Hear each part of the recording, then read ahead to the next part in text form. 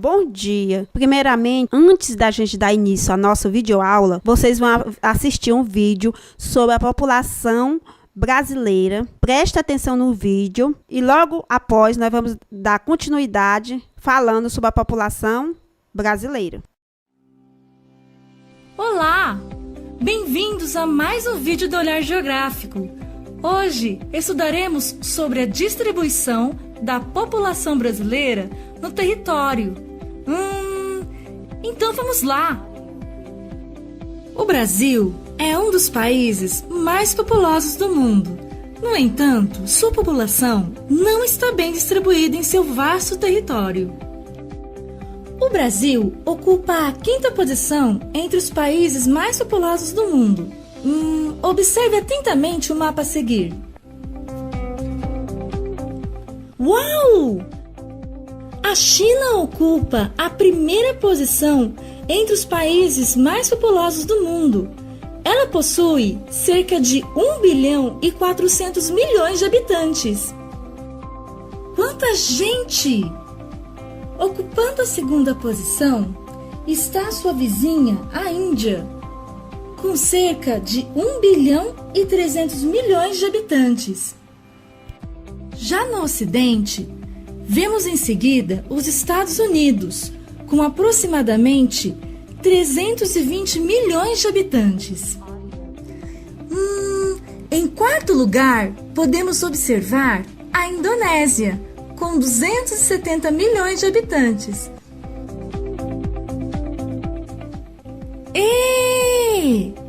Até que enfim, o Brasil, ocupando a 5ª posição com cerca de 205 milhões de habitantes em seu território. Bem, como vimos, o Brasil é um país muito populoso, ocupando a 5ª posição. Porém pouco povoado. Parece um pouco confuso, mas vamos ver o que isso significa? Estabeleça o seguinte raciocínio. Se dividirmos a população brasileira pelo seu vasto território de 8,5 milhões de quilômetros quadrados, teremos uma média de 24 habitantes por quilômetro quadrado.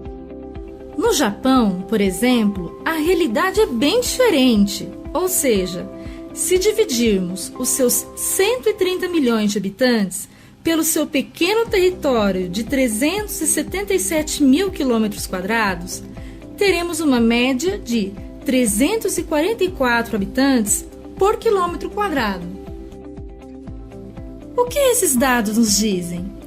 Eles nos revelam que o Brasil é um país pouco povoado, pois apresenta poucos habitantes por quilômetro quadrado, se comparado, por exemplo, com o Japão, que possui um número muito elevado de habitantes por quilômetro quadrado. Porém, a média de habitantes por quilômetro quadrado não revela a realidade. No Brasil, por exemplo, a região sudeste concentra 92 habitantes por quilômetros quadrados, enquanto a região sul apresenta uma média de 50 habitantes por quilômetro quadrado. Já o Nordeste apresenta uma média de 36 habitantes por quilômetro quadrado. Veja só, já o Centro-Oeste apresenta apenas uma média de 10 habitantes por quilômetro quadrado.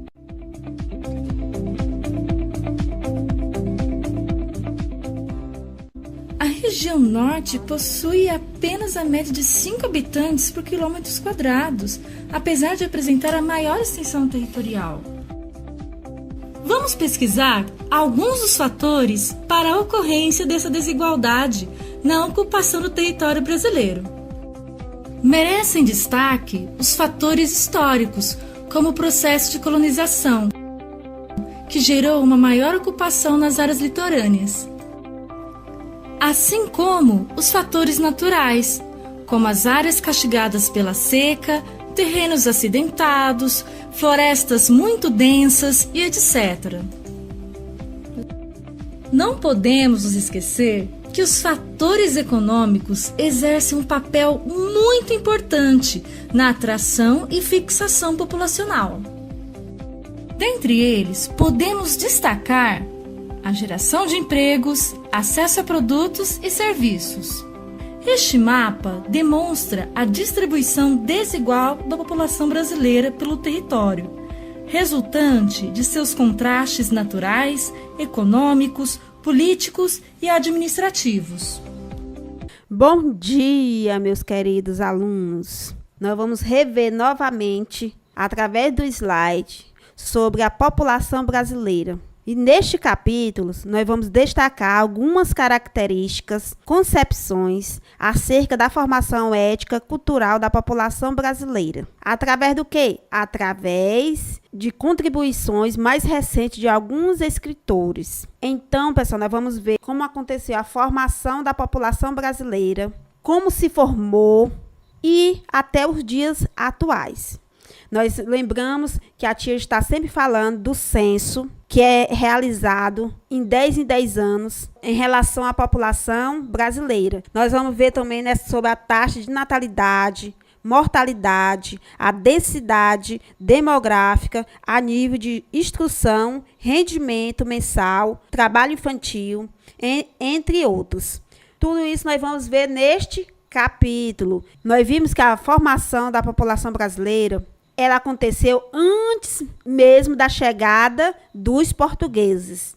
Antes dos portugueses chegarem ao Brasil, aqui tinha cerca de 2 a 5 milhões de indígenas organizados em tribos. Aí o que aconteceu, pessoal? Depois de 1500, quando os portugueses chegaram aqui, houve um grande genocídio desses índios. Nós também vamos ver nesse texto a chegada dos negros.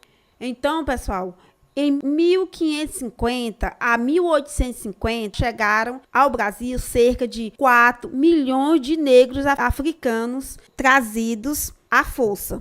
Esse povo de origem da África Ocidental, de regiões próximas ao Golfo de Guiné, onde está atualmente Nigéria, a Gana, a Costa do Marfim, dentre outros. A maioria desses estudandenses foi trazidos nas proximidades de Salvador, na Bahia. Foram trazidos pelos portugueses para resolver o problema da força da mão de obra. Porque os indígenas, todos nós sabemos, já estudamos história, que os indígenas não eram muito de trabalhar, só trabalhavam para a sua sobrevivência. Então, os portugueses necessitavam de mão de obra. Então, eles trouxeram os escravos vindo do continente africano. E o que aconteceu, pessoal? Houve uma miscigenação. É o cruzamento entre as etnias, o cruzamento em esses povos. Os indígenas com os negros com os brancos, que originou os mestiços. Ou que nós podemos falar, os pardos, que são os seguintes: os mulato, caboclo e o cafuso, que essa mistura originou essas etnias. Essa mistura de etnias originou outras etnias. Você observa aí no slide de vocês que o mulato, o branco mais o negro. O índio mais o branco forma o caboclo. O índio mais o negro forma o cafuso. Essa é a formação da população brasileira. Esse crescimento natural da população brasileira foi medido através do censo, que é a contagem da população realizada de 10 em 10 anos, que eu falei para vocês bem no início, a contagem do censo, que vai para nossos livros, que fica registrada em nossos livros, acontece em 10 anos. Esse primeiro registro foi em 1500 a 1872, apenas estimativas conseguidas através de relatos. Não foi precisamente o censo demográfico, foi só um registro.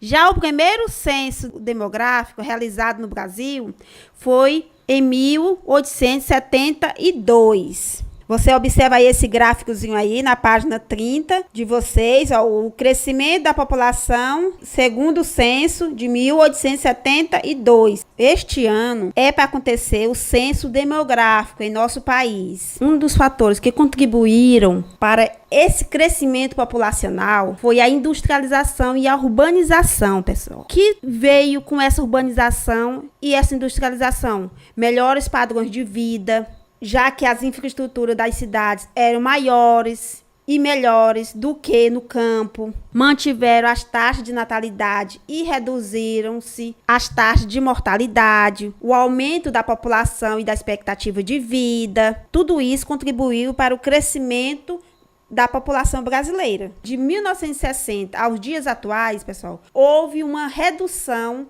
da taxa de fertilidade. Houve uma redução da taxa de fertilidade. O que quer dizer essa taxa de fertilidade, pessoal? O número médio de filhos por mulheres em seu período fértil. Então, o que aconteceu? As mulheres passaram a se cuidar mais, tomar anticoncepcional, usar preservativo. Então, passaram a ter menos filhos. A entrada da mulher no mercado de trabalho fez com que ela também diminuísse essa quantidade de filhos. Com isso, também houve um crescimento do IDH. Vocês observam esse gráfico da taxa de mortalidade no Brasil. Você pode observar que o Nordeste, a taxa de mortalidade é mais elevada do que as outras regiões. A região Sul tem a menor taxa de mortalidade, se você observar aí nesse gráfico. Então, investimento na educação, na saúde e na infraestrutura se resulta na menor taxa de mortalidade. Nós vamos falar da migração interna. Antes de falar da migração interna, pessoal, nós vimos que tem 2 motivos de deslocamento de pessoas.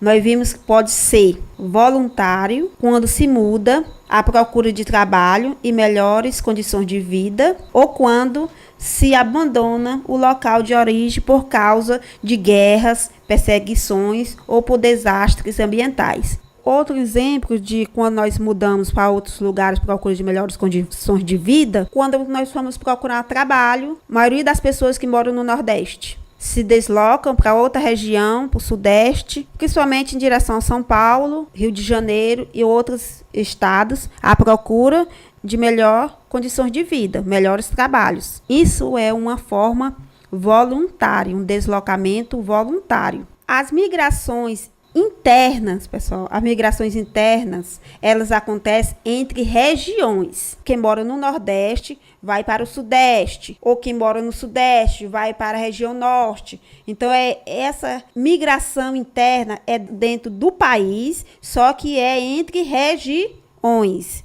Do Sudeste para o Nordeste, Nordeste para o Sudeste. São migrações internas, dentro do seu próprio país. Observando na página 33, nos 2 mapas de 1950, 1970, a migração aí foi entre as regiões. Você pode observar essa setazinha aí mostrando essa migração interna. E por que eles migravam? Migravam na expectativa de encontrar melhores condições de vida do que as que tinham em sua região de origem. Então, eles migravam à procura de melhores condições de vida.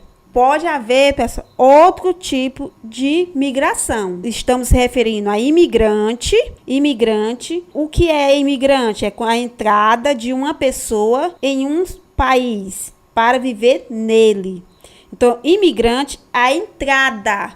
E emigrante, saída de uma pessoa de seu país de origem para viver em outro. Meus queridos alunos, vocês sempre acompanham a tia com um livrozinho, essa atividadezinha, exercitando o que aprendemos do texto, vocês vão fazer em casa como uma atividade. Essa atividade na página 36, exercitando o que aprendemos do texto, vocês vão fazer essa leitura e depois responder com calma, observando bem os estados no mapa, quais esses grupos imigrantes que se dirigiam para o Brasil. Então, hoje à tarde, você já responde a nossa atividade. Você pode responder até a página 38, da 36 a 38. E até a próxima videoaula.